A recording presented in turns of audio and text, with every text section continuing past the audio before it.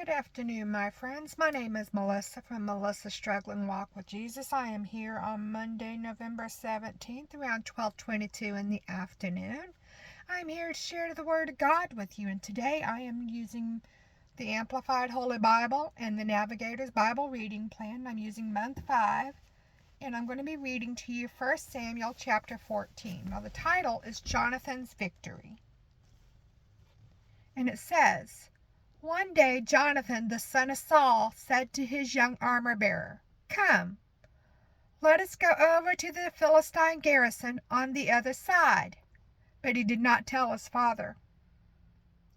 Saul was staying in the outskirts of Gibeah under a pomegranate tree in Migron, and with him were about 600 men.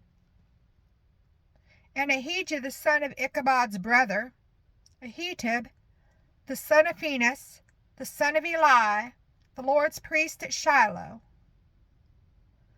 was wearing the ephod, and the people did not know that Jonathan had gone.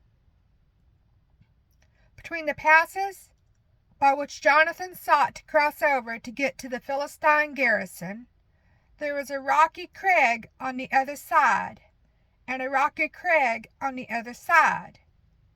One crag was named Bozez, and the other Sina. The one crag was on the north in front of Michmash, and the other on the south in front of Geba. Jonathan said to his young armor-bearer, 'Come, let us cross over to the garrison of these uncircumcised men. It may be that the Lord will work for us, for there is nothing to prevent the Lord from saving, whether by many or by few.'"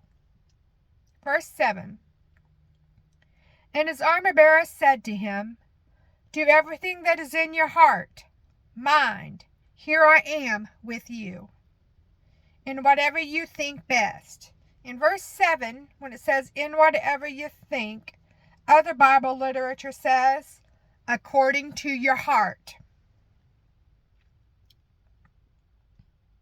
Verse 8, Jonathan said, "See now, we are going to cross over to the Philistine men and reveal ourselves to them. If they say to us, 'Wait until we come to you,' then we will stand in our place and not go up to them.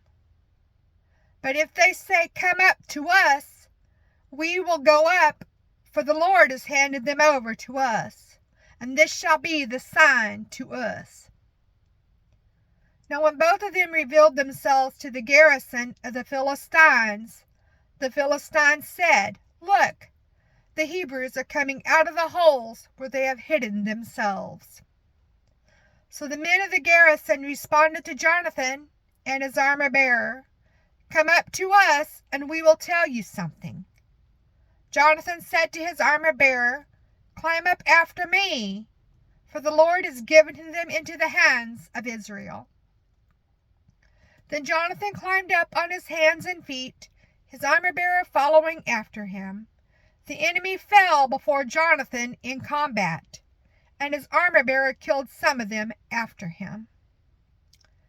Now the first slaughter which Jonathan and his armor-bearer made was about 20 men within about half a furrow in a plot of land, the area of which a yoke of oxen could plow in a day.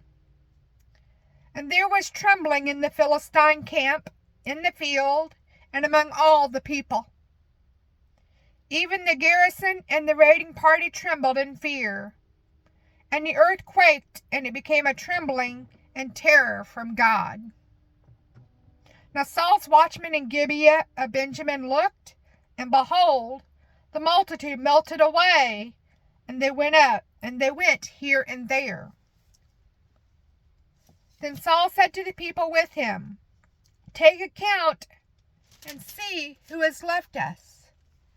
And when they had taken account, behold, Jonathan and his armor-bearer were missing. Saul said to Ahijah the priest, "Bring the ark of God here." for at that time the ark of God was with the sons of Israel. While Saul talked to the priest, the commotion in the Philistine camp continued and increased. So Saul said to the priest, "Withdraw your hand." Then Saul and all the people who were with him rallied and went into the battle. And behold, every Philistine man's sword was against his companion in wild confusion. Now the Hebrews who were with the Philistines previously, who went up with them all around in the camp, they also turned to be with the Philistines who were with Saul and Jonathan. When all the men of Israel who had hidden themselves in the hill country of Ephraim heard that the Philistines had fled, they too pursued them closely in the battle. So the Lord saved Israel that day, and the battle spread beyond Bethaven. All right, 1 Samuel chapter 14, starting with verse 24. The title goes into Saul's foolish order. And it says, "But the men of Israel were hard pressed that day, because Saul had put the people under a curse, saying, 'Cursed be the man who eats food before evening, and before I have taken vengeance on my enemies.' So none of the people ate any food. All the people of the land came to a forest, and there was honey on the ground. And when the people entered the forest, the honey was dripping. But no man put his hand to his mouth to taste it, because the people feared the oath of Saul." Verse 27. "But Jonathan had not heard when his father put the people under the oath. So he put out the end of the staff that was in his hand and dipped it into a honeycomb. And then he put his hand to his mouth, and his energy was restored." In verse 27, where it says energy, other Bible literature says eyes brightened. Verse 28. "But one of the people told him, 'Your father strictly put the people under an oath, saying, "Cursed be the man who eats food today." And the people were exhausted and hungry." Verse 29. "Then Jonathan said, 'My father has troubled the land with his foolish curse. See how my energy is restored because I tasted a little of this honey.'" Verse 29, where it says energy, other Bible literature says eyes have brightened. Verse 30. "How much better it would have been if only the people had eaten freely today from the spoil of their enemies, which they found. For now the slaughter among the Philistines has not been great. They struck the Philistines that day from Michmash to Ajalon, and the people were very tired.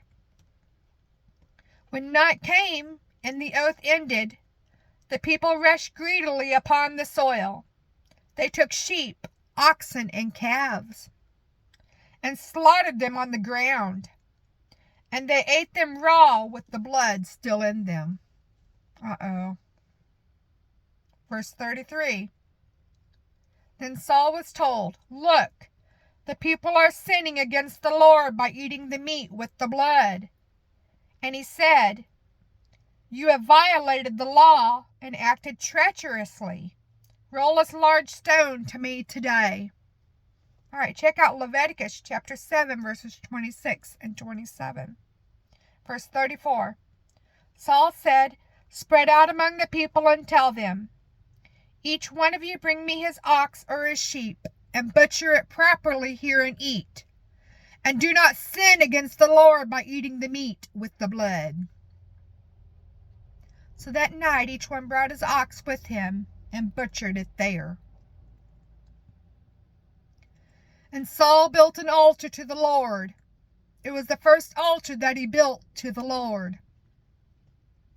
Then Saul said, 'Let us go down after the Philistines by night and plunder them until the morning light, and let us not leave a man of them alive.' They said, Do whatever seems good to you." Then the priest said, "Let us approach God here." Saul asked counsel of God. "Shall I go down after the Philistines? Will you hand them over to Israel?" But he did not answer him that day. Then Saul said, "Come here, all you who are leaders of the people, and let us find out how this sin, causing God's silence, happened today. For as the Lord lives, who saves Israel, for even if the guilt is in my son Jonathan, he shall most certainly die." But not one of all the people answered him. Verse 40. Then he said to all the Israelites, "You shall be on one side, I and my son Jonathan will be on the other side." And the people said to Saul, "Do what seems good to you." In verse 40, where it says "you." So to identify the guilty party, Saul decided to have lots cast, which was a common and accepted means of finding God's will. It may be that the Urim and Thummim that were kept in the priest's breastplate were used for his purpose. Check out Exodus chapter 28, verse 30. Now Saul chose to narrow the search by first separating Jonathan and himself from the rest of the people, only to discover in verse 41 that the people were in fact innocent. All right, verse 41. Therefore Saul said to the Lord, the God of Israel, "Give a perfect lot, identifying the transgressor." Then Saul and Jonathan were selected by lot, and the other men went free. Saul said, "Cast lots between me and my son Jonathan," and Jonathan was selected.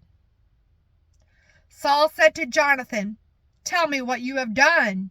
So Jonathan told him, "I tasted a little honey with the end of the staff that was in my hand. Here I am. I must die." Saul answered, "May God do so to me and more also, if I do not keep my word, for you shall most certainly die, Jonathan." But the people said to Saul, "Must Jonathan, who has brought about this great victory in Israel, be put to death?" Far from it. As the Lord lives, not one hair of his head shall fall to the ground, for he has worked with God this day.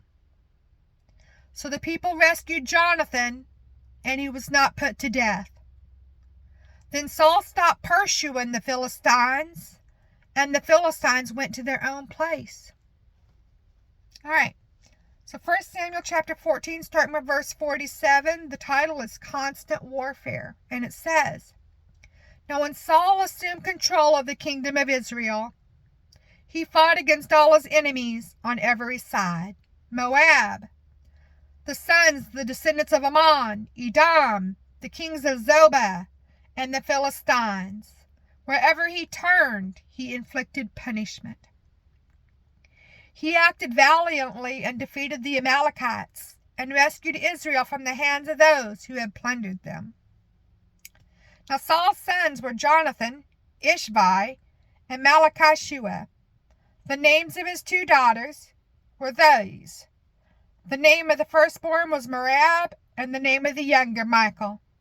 The name of Saul's wife was Ahinoam, the daughter of Ahimaaz. The commander of his army was named Abner, the son of Ner, Saul's uncle.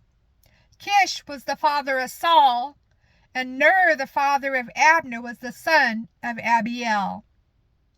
Now the war against the Philistines was severe, brutal, relentless, all the days of Saul. And whenever Saul saw any mighty or courageous man, he recruited him for his staff.